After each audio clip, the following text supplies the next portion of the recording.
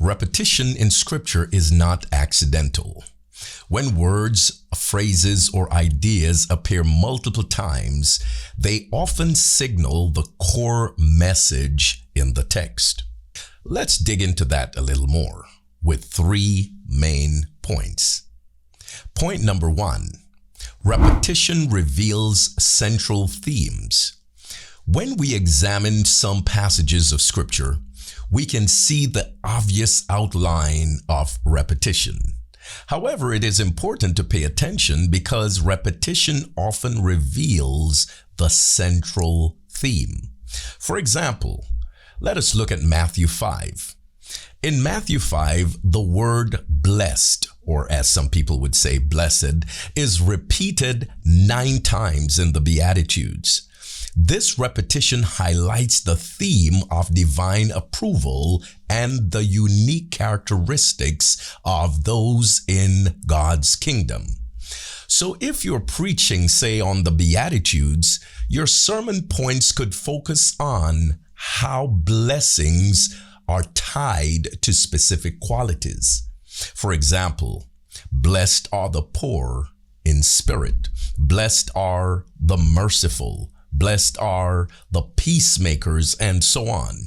Each repeated blessed becomes a natural hinge for your sermon structure, emphasizing the joy of kingdom living. Point number 2, repetition underscores contrast. Let's stay in Matthew 5. Jesus uses the phrase, "You have heard it said, but I tell you," 6 times. This phrase contrasts old interpretations of the law with Jesus's deeper, heart-centered perspective. In other words, Jesus was attempting to challenge his audience to move beyond a surface-level understanding of the law. He wanted them to embrace it deeper. He wanted for them to understand a transformative intent of the law. And so he sought to move them from the external act of murder to the internal feeling of anger. And so Jesus raises the bar. He sought to move them from the biblical obligations of adultery to the cleansing value of purity of heart. Jesus redefines faithfulness. He sought to move them from the comfort level act of just loving neighbors to the stretching discomfort of loving even enemies. Jesus challenges cultural norms.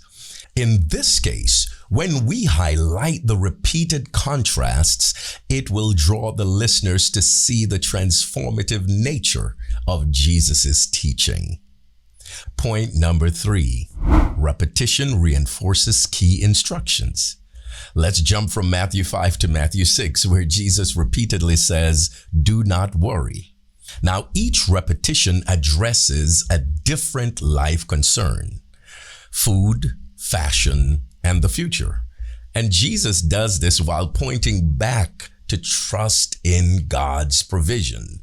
Using a text like this could help us to explore points such as, do not worry about physical needs because God is your provider. Do not worry about tomorrow because God is already there. Do not worry about earthly priorities because God has everything covered. See, repetition isn't just a literary device. It's a spiritual signal. The repetition strengthens the instruction and helps the listeners to internalize the significance. So by highlighting repeated words or themes in a particular scripture, you can uncover some powerful messages and build a sermon that resonates deeply with your audience. Now, what is your favorite passage where repetition makes a major impact? Drop that in the comment section below, and I'd love to hear from you. If this video has been helpful, don't forget to like, to share, and to subscribe. Also, do not forget to hit the notification bell so that you can see when I upload new videos.